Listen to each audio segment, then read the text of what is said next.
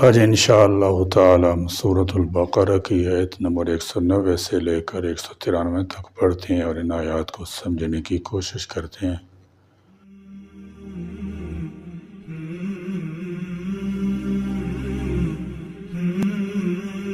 اعوذ باللہ من الشیطان الرجیم، بسم اللہ الرحمن الرحیم۔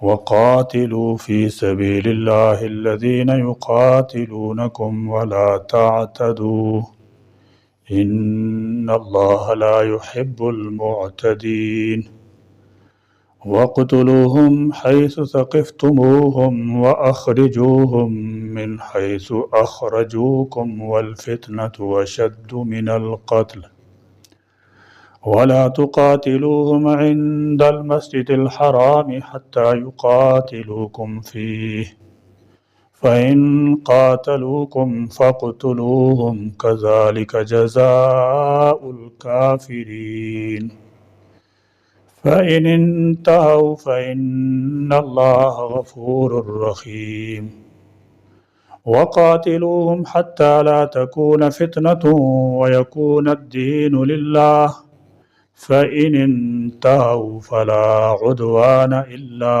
عَلَى الظَّالِمِينَ وَقَاتِلُوا اور تم لڑو فی سبیل اللہ اللہ کی راہ میں الذین ان لوگوں سے جو یقاتلونکم تم سے لڑتے ہیں ولا تعتدوا اور نہ تم زیادتی کرو ان اللہ بے شک اللہ لا یحب نہیں پسند کرتا المعتدین زیادتی کرنے والوں کو۔ فرمایا وقاتلوا فی سبیل اللہ اور اللہ کی راہ میں لڑو۔ 6 ہجری میں حدیبیہ کا واقعہ پیش آیا۔ اس سال حضور سید المرسلین صلی اللہ تعالی علیہ وسلم مدینہ طیبہ سے عمرے کے ارادے سے مکہ مکرمہ روانہ ہوئے۔ مشرکین نے حضور اقدس صلی اللہ تعالی علیہ وسلم کو مکہ مکرمہ میں داخل ہونے سے روکا۔ اس پر صلح ہوئی کہ آپ صلی اللہ تعالی علیہ وسلم آئندہ سال تشریف لائیں تو آپ کے لیے 3 روز کے لیے مکہ مکرمہ خالی کر دیا جائے گا۔ چنانچہ اگلے سال 7 ہجری میں حضور اکرم صلی اللہ تعالی علیہ وسلم عمرے کی قضاء کے لیے تشریف لائے۔ اب حضور انور صلی اللہ تعالی وسلم کے ساتھ 1400 صحابہ رضی اللہ تعالی عنہم تھے۔ مسلمانوں کو یہ اندیشہ ہوا کہ کفار نے اگر وعدہ پورا نہ کیا اور حرم مکہ میں حرمت والے مہینے ذوالقعدہ میں جنگ کی تو مسلمان چونکہ حالت احرام میں ہوں گے، اس لیے اس حالت میں جنگ کرنا ان کے لیے بڑا مشکل تھا، کیونکہ زمانہ جاہلیت سے ابتداء اسلام تک نہ حرم میں جنگ جائز تھی اور نہ حرمت والے مہینوں میں، لہذا انہیں تردد ہوا کہ اس وقت جنگ کی اجازت ملتی ہے یا نہیں۔ اس پر یہ آیات نازل ہوئیں۔ ان آیات نے وضاحت فرمائی کہ اپنی طرف سے تو جنگ نہ کی جائے، البتہ اگر کفار معاہدہ توڑ کر جنگ شروع کر دیں تو ایسی صورت میں مسلمانوں کے لیے جنگ جائز ہے، اور اگر وہ حدود حرم محترم مہینے کی حرمت کا لحاظ کیے بغیر حملہ آور ہو جائیں تو مسلمانوں کے لیے بھی ان کی زیادتی کا بدلہ لینا درست ہے۔ فرمایا وَلَا تَعْتَدُوا اور زیادتی نہ کرو، اس سے مراد ہے کہ جو جنگ کے قابل نہیں ان سے نہ لڑو، یعنی عورتوں، بوڑھوں، بچوں، زخم پر دست درازی نہ کرو۔ مفسرین کرام رحمۃ اللہ تعالی علیہ نے وَلَا تَعْتَدُوا کا ایک اور مطلب یہ بیان کیا ہے کہ جہاد صرف دین کی خاطر کرو، اس کے علاوہ جہاد کا اور کوئی مقصد نہیں ہونا چاہیے۔ اور کوئی شخص شہرت حاصل کرنے کے لیے، بہادری دکھانے کے لیے یا مال و دولت اکٹھا کرنے کے لیے جہاد میں شریک ہوتا ہے تو یہ زیادتی ہوگی۔ اس لیے فرمایا زیادتی نہ کرو بلکہ خالص دین کی سربلندی کے لیے جہاد میں حصہ لو۔ گویا اسلام کا جہاد اتنا پاکیزہ ہے کہ دین کے علاوہ کسی اور مقصد کے لیے اس کی اجازت ہی نہیں دی گئی۔ اب اسلام کے جہاد پر اعتراض کرنے والے نام نہاد متمدن لوگوں کا حال ملاحظہ فرمائیں۔ دنیا کی خاطر لڑی جانے والی جنگ میں ہزاروں لاکھوں بے گناہ جانوں کو قتل کر دیتے ہیں، ہسپتالوں پر بمباری کر کے مریضوں تک کی پرواہ نہیں کرتے۔ دوسری جنگ عظیم میں 6 کروڑ کے قریب اس انسان لقمہ عجل بن گئے۔ پہلی جنگ عظیم میں 2 کروڑ کے لگ بھگ جانیں تلف ہو جائیں۔ پہلے جنگ عظیم میں 2 کروڑ کے لگ بھگ جانیں تلف ہو گئیں۔ امریکہ نے جب عراق پر حملہ کیا لاکھوں انسان لقمہ اجل بن گئے۔ افغانستان پر امریکہ نے جب بمباری کی تو لاکھوں انسان تباہ و برباد ہو گئے۔ اندھا دھند بیماری سے کھیت تباہ ہو گئے، جانور ہلاک ہوئے، عورتیں اور بچے بھی اس ہلاکت کا شکار ہوئے۔ آخر یہ کون سی تہذیب، کون سا تمدن ہے؟ فرمایا ان اللہ لا یحب المعتدین، بے شک اللہ تعالیٰ زیادتی کرنے والوں کو پسند نہیں کرتا۔ دشمن کی لاشوں کا مسئلہ نہ کرو، خواہ مخواہ کھیتوں مویشیوں کو برباد نہ کرو وغیرہ، جن کی احادیث میں ممانعت آئی ہے، یعنی قوت وہاں استعمال کرو جہاں ضرورت ہو، اتنی ہی کرو جتنی ضرورت ہو۔ وَاقْتُلُوهُمْ، اور تم قتل کرو ان کو، حیث جہاں ثقفتموہم تم انہیں پاؤ، وَاخْرِجُوهُمْ اور انہیں نکال دو، من حیث جہاں سے اخرجوکم انہوں نے تمہیں نکالا۔ والفتنۃ اور فتنہ اشد زیادہ سخت ہے، من القتل قتل سے، ولا اور نہ تقاتلوہم تم لڑو ان سے، عند نزدیک المسجد الحرام مسجد حرام کے، حتیٰ یہاں تک کہ یقاتلوکم وہ لڑیں تم سے، فیہ اس میں، فإن پھر اگر قاتلوکم وہ تم سے لڑیں، فقتلوہم تو تم ان کو قتل کرو، کذالک اسی طرح ہے، جزاء سزا الکافرین کافروں کی۔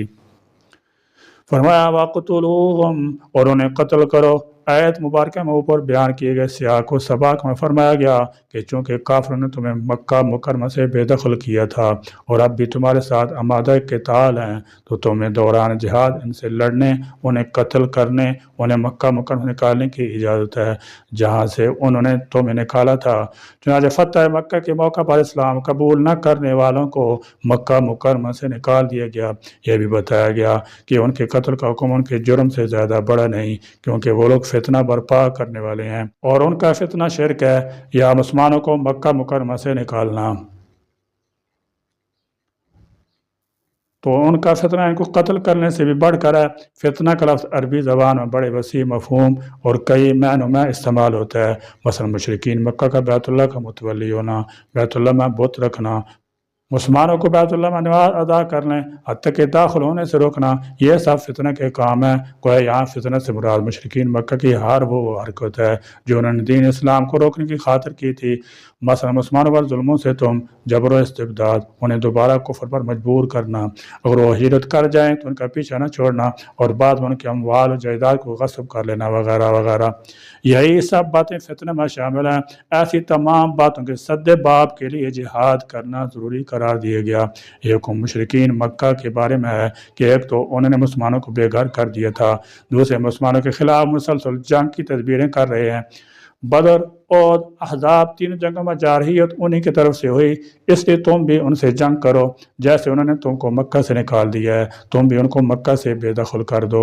اسلام کی مسلسل مخالفت اور رکاوٹ مکہ والوں کی فتنہ انگیزی تھی، یہ ظلم و ستم، جبر و اکراہ، دباؤ اور لوگوں سے ان کی آزادی کو سلب کر لینا ایسا جرم ہے کہ ایسے مجرمین لائق قتل ہیں۔ اس سے اگرچہ چند اشخاص کی جان جائے گی اور فتنہ کا استحصال ہو جائے گا اور پورے سماج کو راحت حاصل ہوگی۔ وَلَا تُقَاتِلُوهُمْ عِنْدَ الْمَسْجِدِ الْحَرَامِ اور مسجد حرام کے پاس ان سے نہ لڑو۔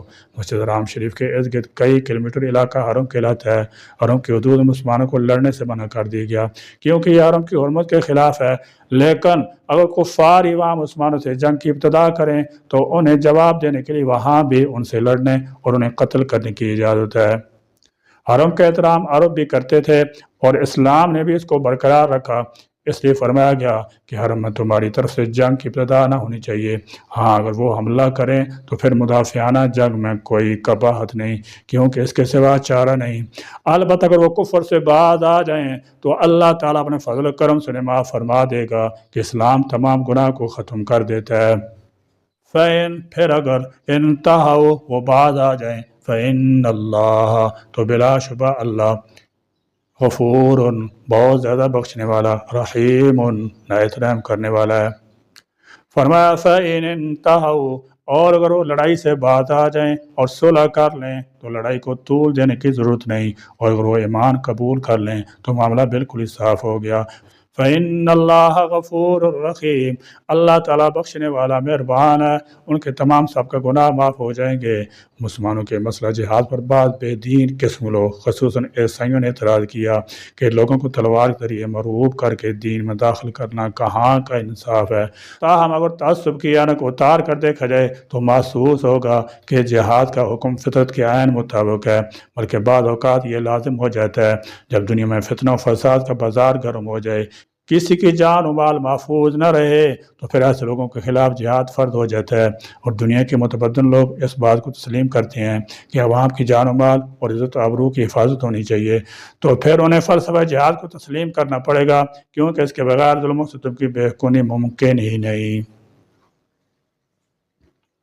وَقَاتِلُوهُمْ، اور تم ان سے لڑو، حتیٰ یہاں تک کہ لا تکونا نہ رہے فتنتن کوئی فتنہ، ویکونا اور ہو جائے الدین دین للہ صرف اللہ کے لیے، فإن پس اگر انتہو وہ باز آ جائیں، فلا تو نہیں ہے عدوانا زیادتی، الا مگر علی الظالمین اوپر ظالموں کے۔ اب آگے سید میں جہاد کی حکمت بھی بیان فرما دی، فرمایا وقاتلوہم حتی لا تکون فتنۃ، ان کے ساتھ جنگ کرو حتیٰ کہ کوئی فتنہ باقی نہ رہے۔ فتنہ سے اگر مراد ہر وہ مزاحمت قوت ہے جو تبلیغ اشاعت اسلام کی راہ میں آڑے آئے، جس سے اللہ کے دین کے مطابق زندگی بسر کرنا ممکن نہ رہے۔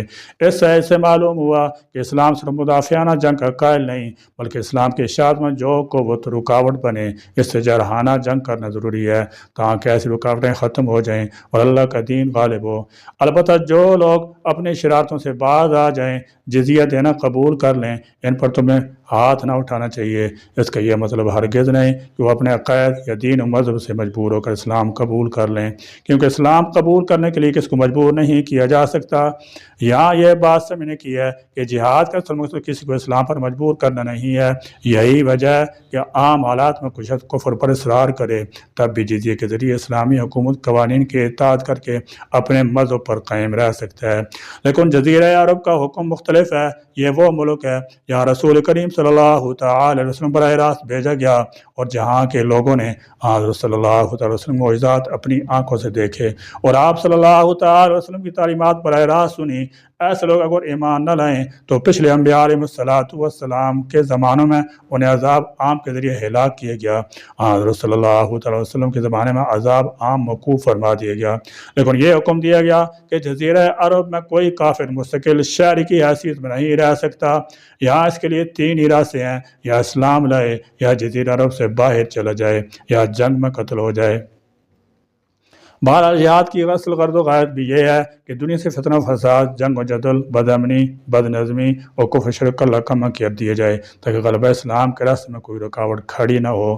وَيَكُونَ الدِّينُ لِلَّهِ، اور اطاعت صرف اللہ ہی کے لیے ہے، باقی رہے یعنی جو کوئی دین اسلام میں داخل ہونا چاہے اس سے کوئی شخص روکنے والا نہ ہو اور وہ بلا خوف خطر دین حنیف کو اختیار کر لے۔ فَإِنِ انْتَهَوْا، اگر یہ لوگ اس قسم کی فتنہ انگیزی سے باز آ جائیں، دین کے راستے میں رکاوٹ نہ بنے، زیادتی نہ کریں، فلا عدوان الا علی الظالمین، تو ان پر کوئی زیادتی نہیں کی جائے گی، البتہ جو ظالم ہوگا اس کے خلاف جہاد کیا جائے گا تاکہ دنیا میں عدل و انصاف کو قائم کیا جا سکے اور فتنہ و فساد کا دروازہ ہمیشہ کے لیے بند کیا جا سکے۔ اللہ تعالیٰ جل شانہ نے جہاد کے احکام بھی بیان فرما دیے۔ فریضہ حج کے بعد اسلام کا یہ ایک اہم رکن ہے۔ اللہ تعالیٰ میں قرآن کی روشنی میں اپنی زندگیوں کو سنوارنے، اس کی ہدایات پر عمل کرنے کی توفیق عطا فرمائے۔ آمین۔ وآخر دعوانا الحمد للہ رب العالمین۔